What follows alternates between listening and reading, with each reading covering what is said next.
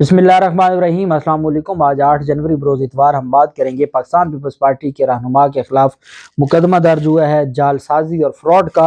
उसकी तफसील मैं आपके साथ शेयर करूंगा। इलेक्शन कमीशन ने आम इंतखाबात की तैयारियां शुरू कर दी हैं और अब तो इलेक्शन कमीशन की इन तैयारियों के बाद ये बात मालूम हो गई है कि इलेक्शन जो शेख रशीद जैसे तारीखें अप्रैल की देते हैं तो मामलात बेहतर हो रहे हैं और इलेक्शन कमीशन की तैयारियां शुरू हो गई हैं। जबकि अदालत ने डायरेक्टर FIA जो इस वक्त नुमाइंदा बना हुआ है मुस्लिम लीग नून और राना सनाउल्लाह और शहबाज शरीफ का, उनके खिलाफ जो सख्त फैसला जारी किया था, FIA की दौड़ें लग गई और FIA की जानिब से एक ही दिन में जो तमाम रिकॉर्ड को दुरुस्त किया गया उसकी तफसील भी मैं आपके साथ शेयर करूँगा।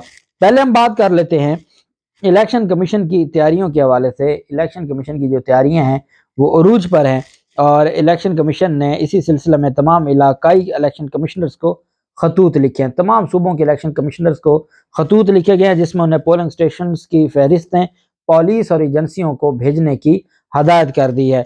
इन फहरिस्तों की फरहमी के बाद इलाकाई इलेक्शन कमिश्नर से कहा गया है कि वो मुतलका इदारों से हसास और इंतहाई हसास पोलिंग स्टेशन की दर्जाबंदी के हवाले से राय तलब करें। हसास पोलिंग स्टेशन पर फौज और रेंजर्स के जवान तैनात किए जाएंगे। इलेक्शन कमीशन ने 2023 के इंतखाबात की तफसीलात कौमी असम्बली में पेश कर चुकी है। इलेक्शन कमीशन के जारी करदा दस्तावेजात के मुताबिक 2023 के इंतखाबात पर 47 अरब 41 करोड़ 73 लाख रुपए खर्च होंगे।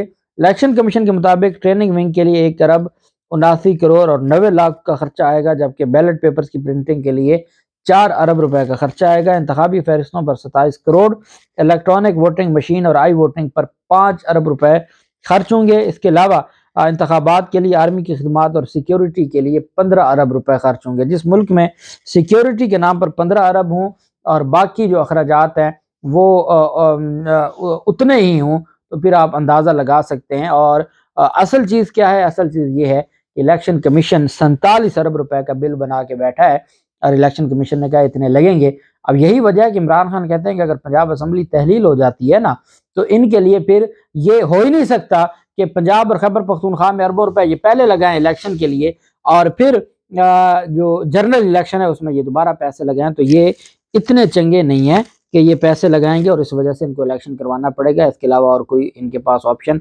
नहीं है। बहरहाल इलेक्शन कमीशन की, क्योंकि इलेक्शन कमीशन की तैयारियां पहले भी मुकम्मल थी, जिसमें उमर अता बंदयाल साहब ने अप्रैल 2022 में चीफ इलेक्शन कमिश्नर को बुलाया था, जिसके बारे में फवाद चौधरी कहते हैं कि बंद दरवाज़ों में जो मुलाकातें हो रही थी सुप्रीम कोर्ट में और जो डिस्कशन हो रही थी वो पूरी कौम जानती है। और उस दिन चीफ जस्टिस उमर अता बंदयाल साहब ने जिस तरीके से आइन और कानून की बजाय नजरिया ज़रूरत को जिंदा किया था और जिसके बारे में हमारी तारीख में शायद उस तरह अल्फाज नहीं उनकी शान में बयान किए जाएंगे, जो एक उमर अता बंदयाल साहब एक अच्छे जज होने की वजह से और एक अच्छे कानूनी फैसलों की वजह से पहचाने जाते थे।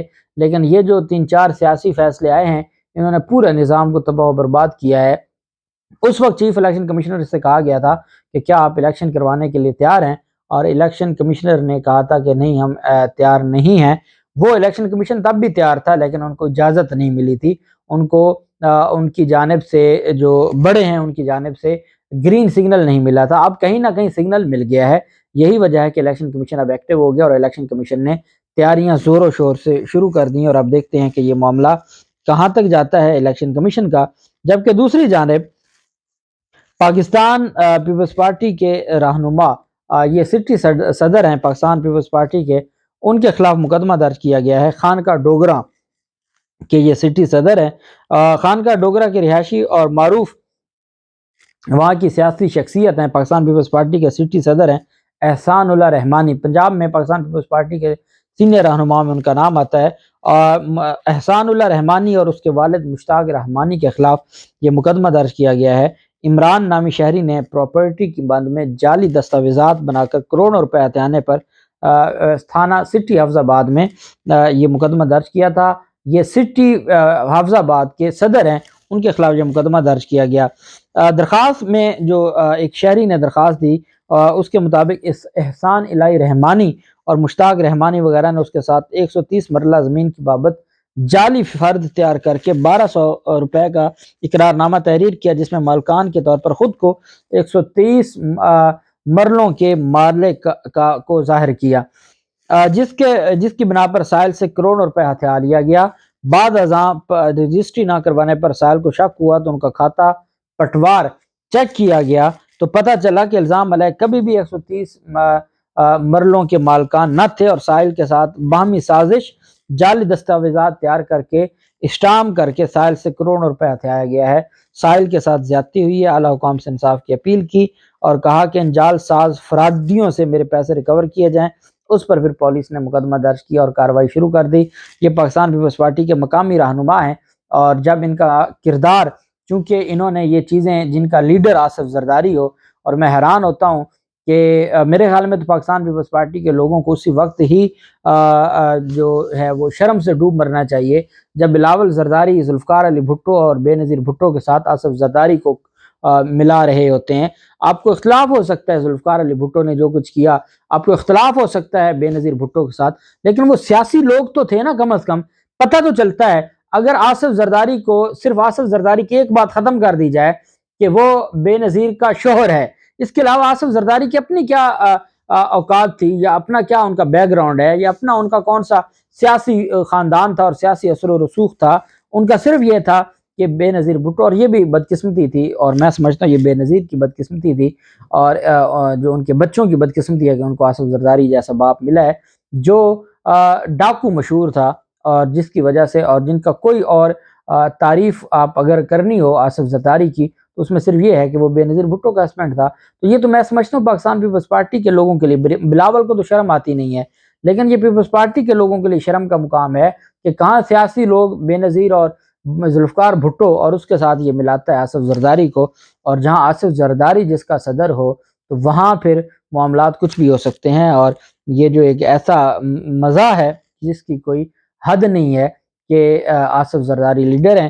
اور آصف زرداری کے جتنے کارکنان ہیں پھر ان کا کنڈکٹ کیسا ہوگا، آصف زرداری جیسا ہوگا۔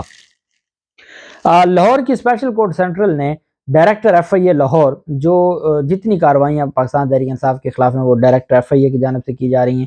پہلے ڈاکٹر رضوان ڈائریکٹر ایف آئی اے تھا، اور پھر ان کی جان لے لی گئی، اور اس کے بعد یہ جو ڈائریکٹر ایف آئی اے ان کی جانب سے جج بخت فخر بہزاد نے فیصلہ جاری کیا تھا، بڑا سخت فیصلہ تھا، اور انہوں نے شو کاز نوٹس بھی جاری کیا تھا، اور ان کی جانب سے اس کو ڈائریکٹر ایف آئی اے کو ذاتی حیثیت میں بھی طلب کیا گیا تھا، اور سیکرٹری داخلہ کو بھی آرڈر جاری کیا گیا تھا۔ فیصلے میں تحریر کیا گیا تھا کہ ایف آئی اے کو دلیری سے قانونی کارروائی کی خلاف ورزی کی عادت ہو گئی، ایسی چالیں عدالتی نظام کو سبوتاژ کر دیں گی۔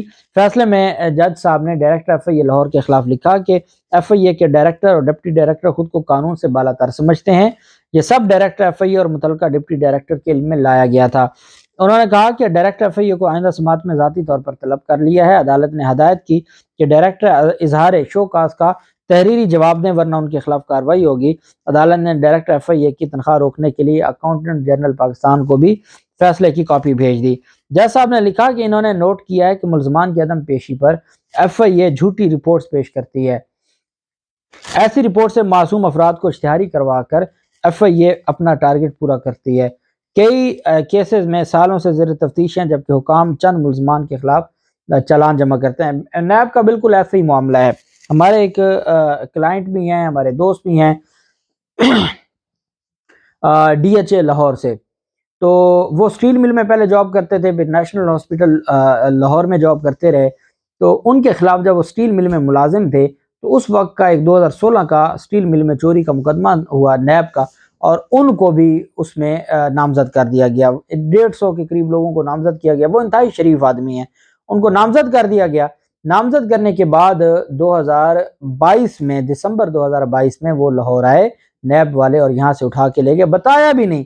اچھا 6 سال ہو گئے ہیں، مقدمہ دائر ہوئے، چلان جمع، ریفرنس جمع ہو گیا، کاروائی شروع ہو گئی، اس بیچارے کو پتہ ہی نہیں ہے، اور یہاں سے اچانک آتے ہیں، اس کو گرفتار کر کے لے جاتے ہیں۔